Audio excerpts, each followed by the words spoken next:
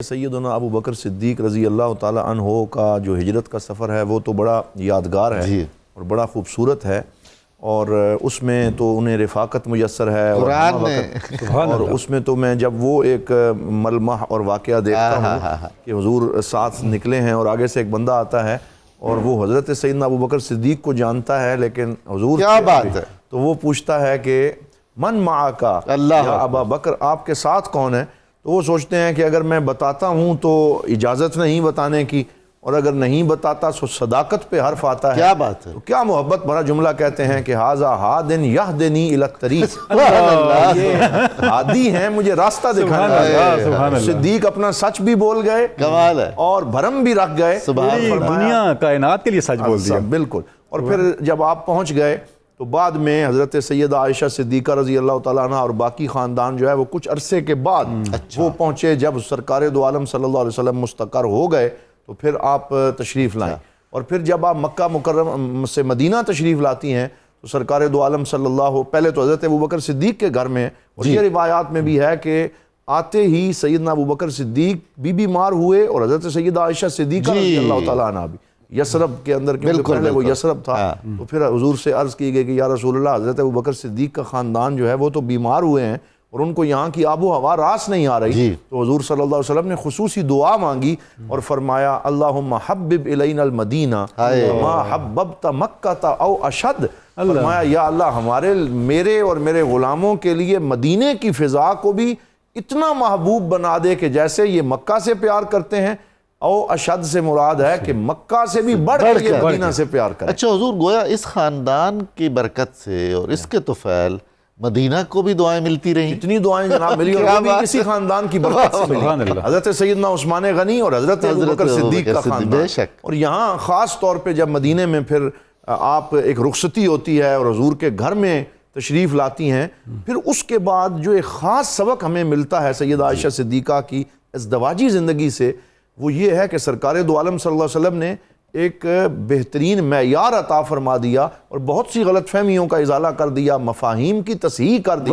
آج کل جو بعض اوقات ازواج سے اور بیویوں سے ناروا سلوک رکھا جاتا ہے، سختی کی جاتی ہے، گھر میں کام کاج میں ہاتھ نہیں بٹایا جاتا، اور کبھی کبھی تو بعض ایسے ریجڈ قسم کے خاوند بھی ہوتے ہیں جو سمجھتے ہیں کہ اگر کوئی ہنسنے مسکرانے والی بات کر لی تو پتہ نہیں کیا ہو جائے گا اور ہماری مردانگی پہ کوئی حرف نہ آ جائے۔ لیکن آپ دیکھیں کہ بیت رسول صلی اللہ علیہ وسلم اور حضور کے گھر کا وہ ماحول، کہ سیدہ عائشہ صدیقہ نے کئی روایات ایسی بیان کی ہیں کہ انسان کھل اٹھتا ہے۔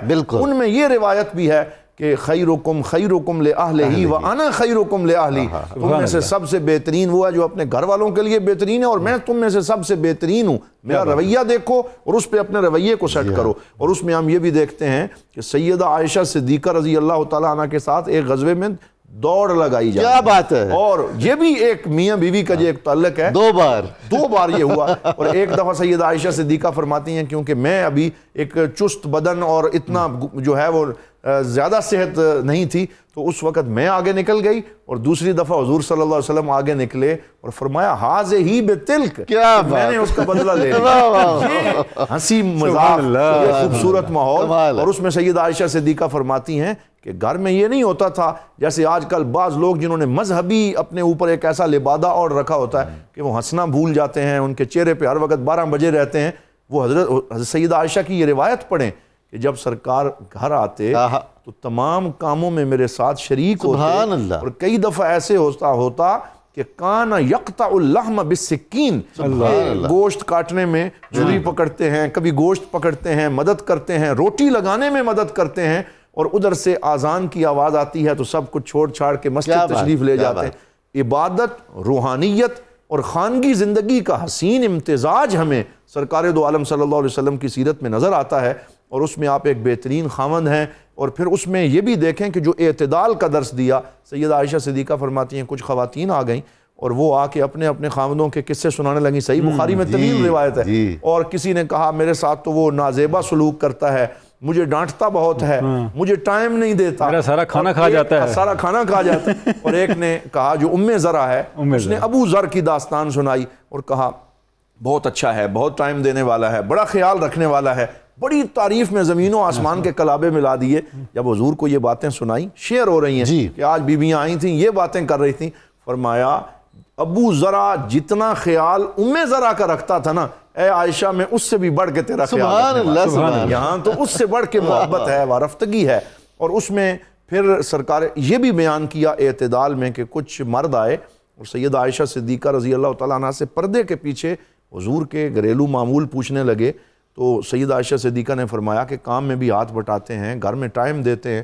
تو ایک کہنے لگا کہ وہ تو اللہ کے نبی ہیں، تو میں مسلمان ہوں، حضور کا غلام ہوں، لیکن میں یہ اپنے اوپر لازم کرتا ہوں کہ میں اتنے ہمیشہ روزے رکھوں گا، میں افطار نہیں کروں گا.